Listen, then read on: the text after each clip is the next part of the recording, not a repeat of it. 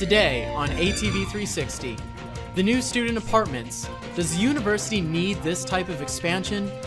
The recession's effects on students. Is it wiser for students to stay in school or attempt to enter the workforce? SUNY Albany architecture. Is our campus architecturally brilliant or a glorified concrete mess? And for a debate of the day, political advertisements. Should politicians be allowed to air slanderous ads towards each other? Welcome to ATV 360. I'm Will Gallagher. I'm Suzy And I'm Lisa Belli. We start with our first story of the day, New Student Apartments by Michael Kovar. I'm here at UAlbany's latest construction project, the new student apartments that are being built east of Indian Quad here at the Uptown campus. Although these new apartments are yet to be named, they are assured to be UAlbany's greenest building on campus. And in the fall of 2012, 500 students will call this place home. I set out to find who came up with the construction plans. I found the answers I was looking for when I sat down with Carol Perrin, the Senior Associate Director of Residential Life. It was a group of us from the university in conjunction with DASNY and an outside architect. The DASNY is the Dormitory Authority of the State of New York. We've worked with them and with an architectural firm from New Jersey. She told me about some of the things that they're looking to accomplish with this project, as well as the green features that will be unique to the new student apartments. Our goal is this will be a LEED Gold building for sustainability. The best features of it, it will have a geothermal for the heating and cooling, a super insulated structure. We're using regional materials, which is great in the construction. High efficiency fixtures, plumbing, heating, lighting. We have a green roof in the entryway. There's two buildings, and in the entryway of the two buildings, that will be the only area that will have the green roof. That will be the first on the campus. We have rain gardens, permeable pavement, and stored rainwater irrigation system. The new student apartments are going to be a LEED Gold facility, which means that the building was designed to improve energy usage, water efficiency, reduce CO2 emissions, and an overall improved indoor environment. But what will UAlbany students think about the new green apartments? I mean, I like the idea of giving students the opportunity for more housing, and I like the idea that it's going to be more green. But at the same time, giving budget cuts to all these departments and raising tuition and stuff, I mean, why not work on making the buildings that already exist a little more eco-friendly? I mean, I don't know. I kind of can't really decide how I feel about it. I think it's going to be a good thing for the campus because then that allows more students to attend here. It allows a greater revenue. But at the same time, for them to cut more trees, like at a time of global warming when like just the climate is not really that great, I think is a big mistake. I think they're a good idea. I just heard there was some controversy going over in between, like going between the buffer zone and between the campus and the people who live like outside the campus. So the people, there was like a lawsuit or something like that. That's what I heard. Otherwise, I don't know too much about it. But it sounds like a good idea. You cannot walk around on campus without seeing a work in progress. The construction will be completed at some point, and UAlbany students are looking forward to seeing the finished product. I've been going to this campus for 4 years. I love Albany, but the concrete really has to go. And I like the new changes that have also been going on with school where they've been cutting down the trees but making green grass, and that looks good. So need a little bit of color around here. Well, it's good that they're going green because I feel like there's a lot of wasted electricity going on campus all the time because the students are always irresponsible. They're kids, you know. And being green is always a better thing for the environment, so I guess it's a good thing. The administration is doing their part to make UAlbany a greener campus. Now it's time for students to pitch in and do the same. With ATV 360, I'm Michael Kovar. Thanks for that. Suzy, does the university need this expansion? I think that the university really needs this expansion. You've got to look at the big picture.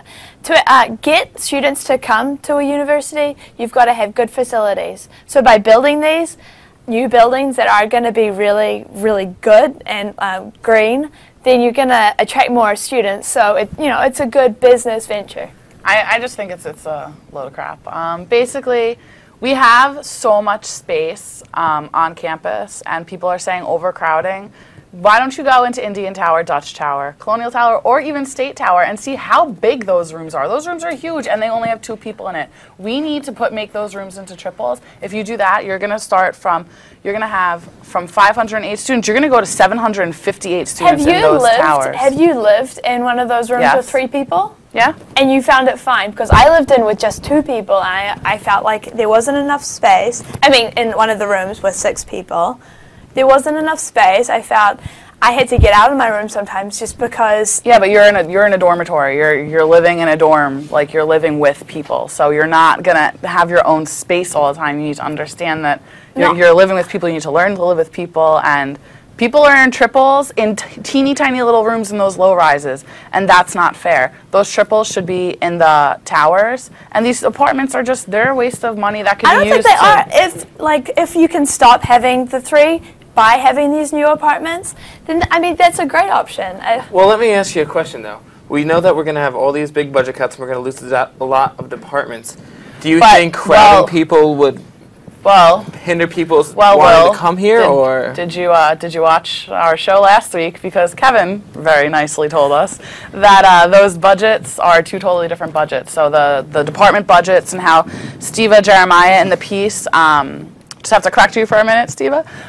You were a little wrong. Those budgets are not used. They're not the same budgets. So one of them's the capital budget and one of them's the SUNY budget. So they're not used for the same thing. So we can't even say that these apartments are being used money and it's not fair, because it's totally different money. But you need the apartments are supposed to be eco-friendly. We have a lot of eco-friendly stuff on the campus already. And we should be encouraging that. I've had, I have a solar power. I've got water. I think it's fantastic that we're going to have a building that's encouraging green-friendly. And all our other facilities that we have right now are not eco-friendly at all. So we're canceling it out. And that's fantastic. So is that your final thoughts? Yeah, basically. I think that we should use that money to pick up what we already have. I think my final thought is that I think these new apartment buildings are fantastic. The 500 students that are going to go there are going to be able to enjoy a facility that is eco-friendly and is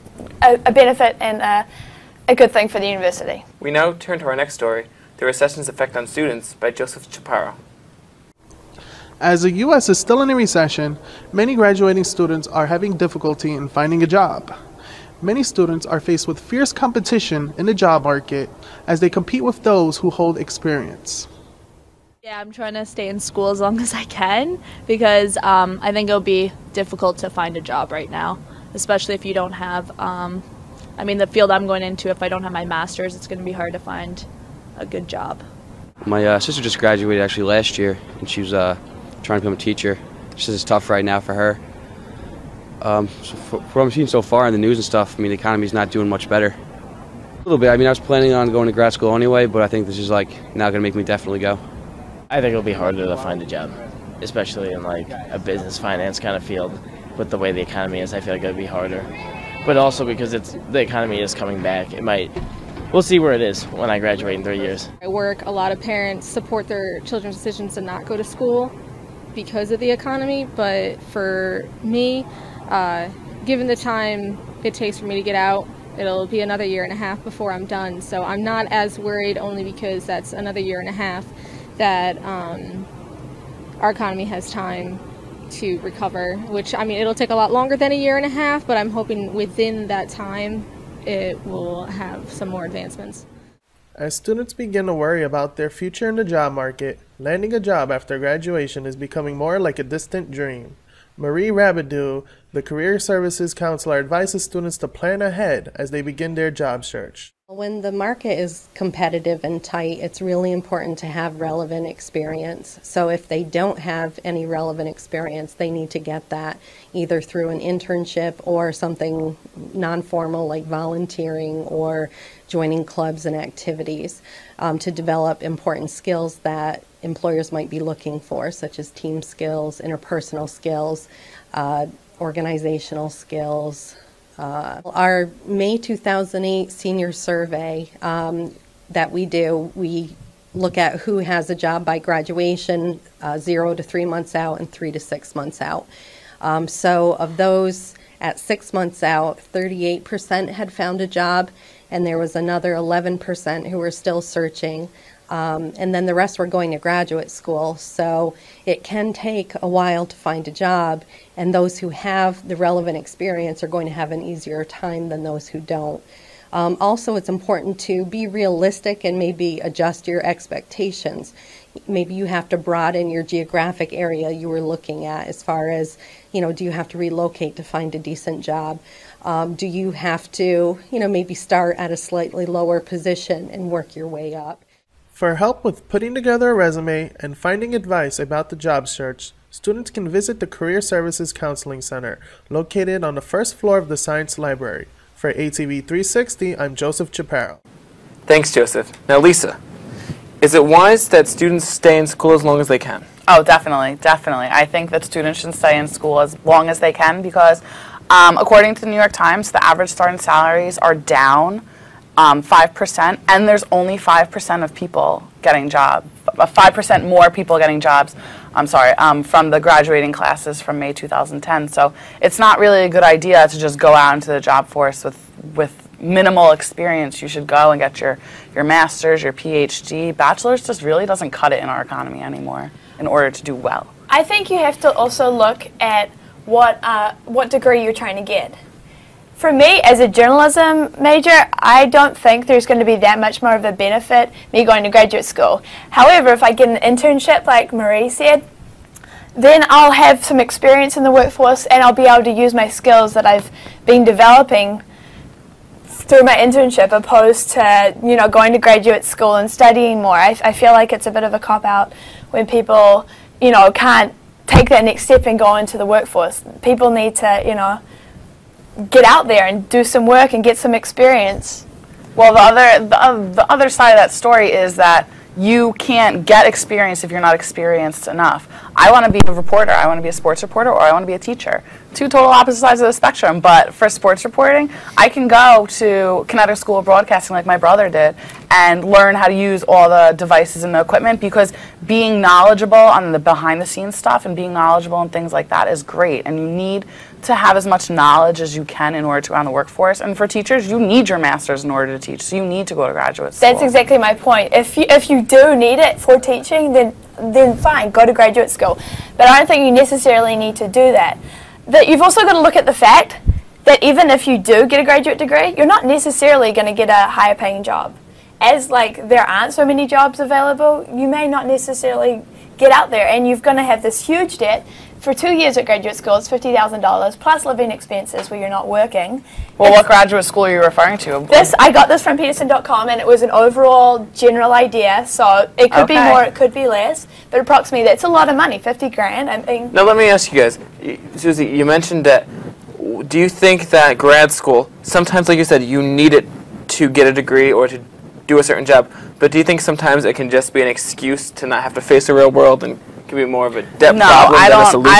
I don't think so at all. I think that, like as Marie Rabideau said in the story, that less than 50% of students have jobs between right when they graduate to 6 months after they graduate. Less than 50% of students. So why are people going to go out there and work a minimum wage job when they have a four-year degree? That's just a waste of their money, because they're going to go out in the workforce and then they're going to stay at their minimum wage job, and then when are they going to know that they can go back in and get a job? I think it is. My brother personally, he was afraid of going out into the workforce, but so he did 1 semester of graduate school, and he discovered he's tired of studying. He needs to get out there and do some work. And it took him 2 months to get a job, but he's just got it, and he's so much happier. But that's just one case. It is one case, but it is a case. We're going to wrap up with our final thoughts now, Suzy. I think that people don't necessarily need to go to graduate school. They need to look at what their best option is and do what's right for them. Lisa? And I definitely think you should stay in school, gain as much knowledge and experience as you can, because without schooling and your background and your knowledge, you're really not going to have a good job. We now go on to our special report by Lindsay McKern on the ASA fashion show.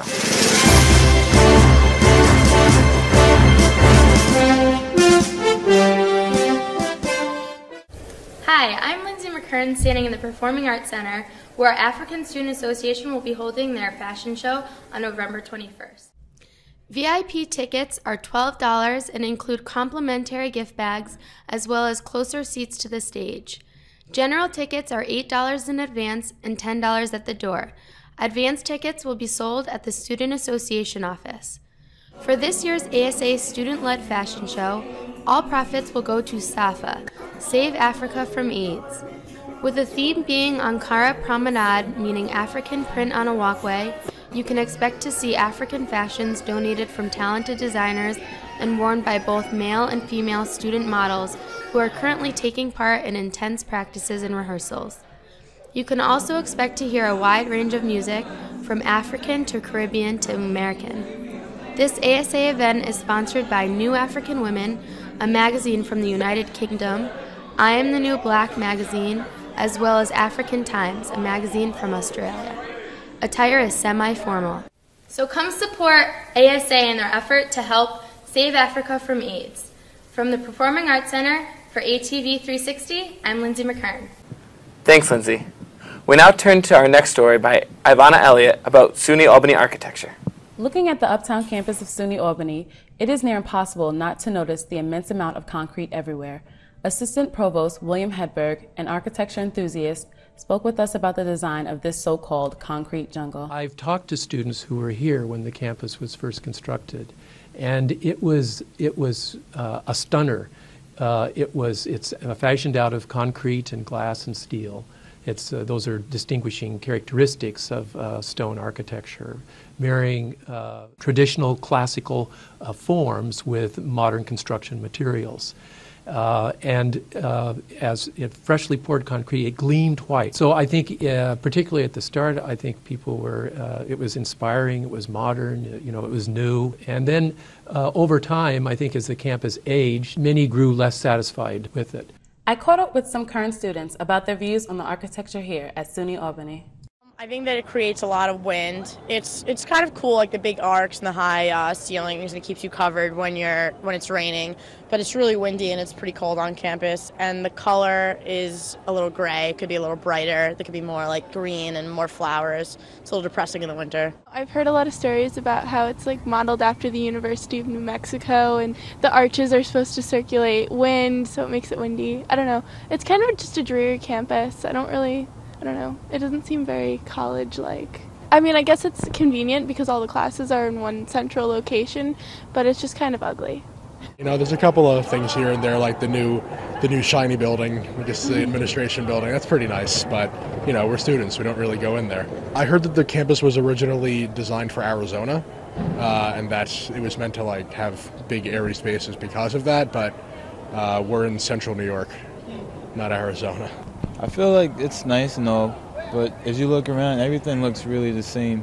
When I first moved here, it was really hard for me to get around because everything looks the same, so I really didn't know where to go. But now I'm getting used to it. Architectural University, I think, is really nice, especially this right here, the bells. I like it very much. I'm a big fan of Greek architecture, Greek life, so I really like it. SUNY Albany's campus is a prime example of international modernist architecture. As well, the campus incorporates several Greek influences. Mary Valentes, associate professor in the Department of English, co-designed and co-produced an architecture-themed semester in fall 2006. We were trying to raise consciousness among the students and faculty and the community about the magnificent architecture that is the SUNY Albany campus. I think students should be very proud of this place because many of us don't know what kind of a unique environment this is and don't know the design elements. And once one begins to study this and understand that we're living in a very architecturally significant environment, one has a sense of pride about the school instead of saying, this is a prison or it's boring and it repeats itself, because it is a very unique place. And architecture students come here to study and look at the building because of its uniqueness. The Uptown campus here at SUNY Albany was constructed between 1961 and 1971. Designed by Edward Durrell Stone, our home away from home is the second largest poured concrete structure in the world. Some may think of it as a huge wind tunnel or a concrete jungle, but with its unique design, we must admit that the architecture here at SUNY Albany is one of a kind. This is Ivana Elliott for ATV 360. Have a good day. Thanks, Ivana. Suzy, is our campus brilliant or is it a mess? I think it's a mess. Personally, like William Hedberg said, it's aged. You know, students, this was built 45 years ago. Back then, maybe revolutionary, I don't know. But right now, it's old and it needs a change. It needs a redo. Well, did you watch the piece? Did you hear what they said in the piece when they first built it? It was gleaming white and it was beautiful. I think our campus is awesome. It was gleaming bright. Yeah. Now it's got, I don't know if you've seen it, but it's got cracks in the ceiling and it's gray. And, you know, winter time comes around, so we got snow and gray and the gleaming white. Do you see what they're doing to our campus now? They're making it beautiful. They're putting, before it was a concrete mess. Well, before when Ivy did her story, it was a little bit ago, and now we have new halls, we have new dining halls, we have new facilities being built, like those apartment buildings we just discussed before, and we also are having new pathways and new walkways built. So everything's being updated. We have those new dining halls, which look great. Sometimes you can't judge a book by its cover. The outside of our campus may not be the most beautiful. Exactly, it's not beautiful. It's just concrete. Lisa, let me ask you something. You're saying that it's going to be a beautiful campus, but are you technically agreeing with Suzy that it wasn't a beautiful campus? No, I love our campus. I think our campus is awesome. I think the way that everything's in one spot, and then you have the living quarters right around it, and then you have apartments right next to it if you want to live there. You have apartments that are kind of off campus, but not really, if referring to freedom. It's not an ugly campus. You just have to look at it for what it is, and it's beautiful. You have like all those arches and the archways. We have two beautiful fountains right by the campus center. That one where we have Fountain Day, like you're going to sit there and tell me that it's like ugly? I think you've also got to look at the point, like J.R. Rennie said. He was talking about how confusing it is. We've got the 4 buildings and we have everything and it all looks the same. I know for my first 2 weeks here, I found it so confusing. Yeah, but any school you go to, you're going to find confusing. You're not going to sit here and... No, I found it confusing because everything looks the same. The way the architecture is all spread out and everything's the same. Yeah, but you're going to tell me... visitors coming here... But you're going to tell me that a school like Marist, where there's all different buildings for everything, that it's not confusing when you're here for the first 2 weeks. Everything that's so Lisa, let's give our final thoughts, Suzy. My opinion is that it is a concrete mess, and that hopefully they're going to redo it to make it more unique and nicer. Lisa, our campus is very unique, and it's great. And you need to look at it for what it is, and not look at it for the color that it is. We'll be back after these messages from ATV.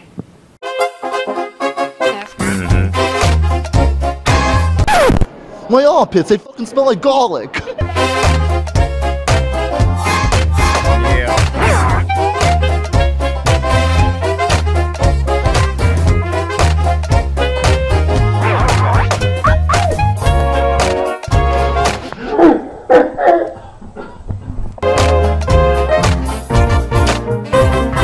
Oh yeah.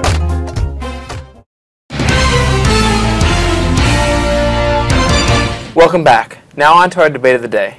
Should politicians be allowed to air slanderous ads toward one another? Lisa? You know what? I think so. It's a campaign. You're trying to win. You're trying to get your point across.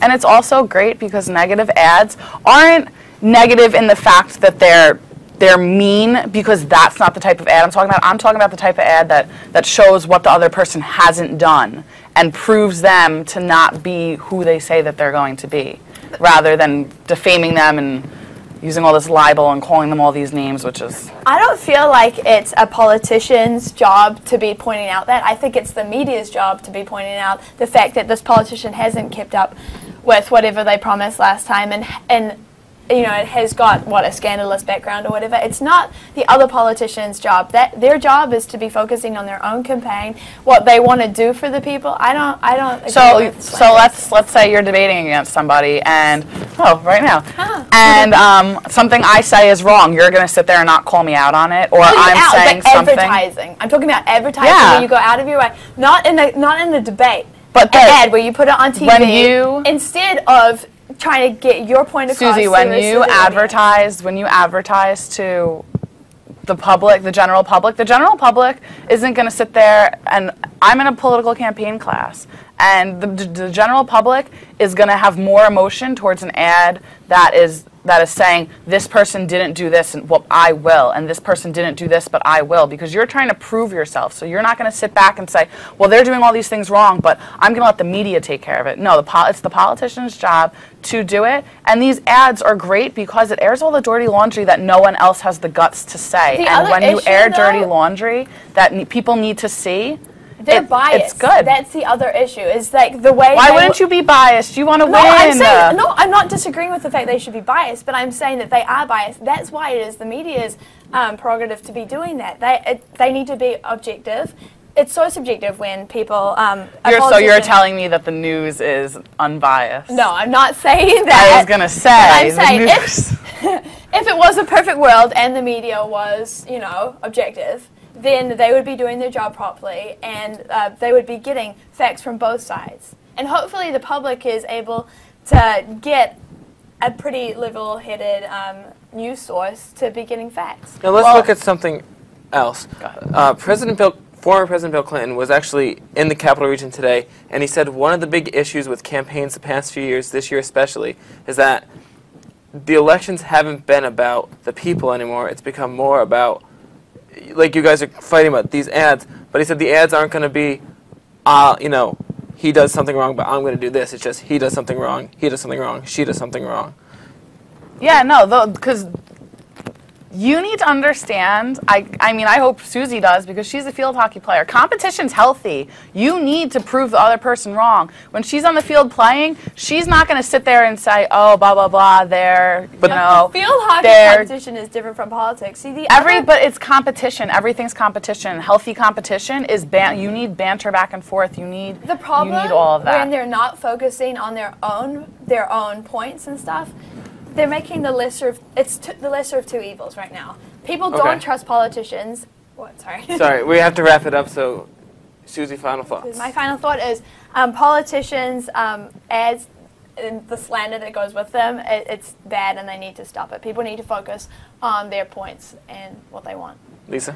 And I feel that negative ads are a great way to show what you're going to do and show that I see that something's being done wrong, so I'm going to take the initiative and point it out and then correct it with my campaign.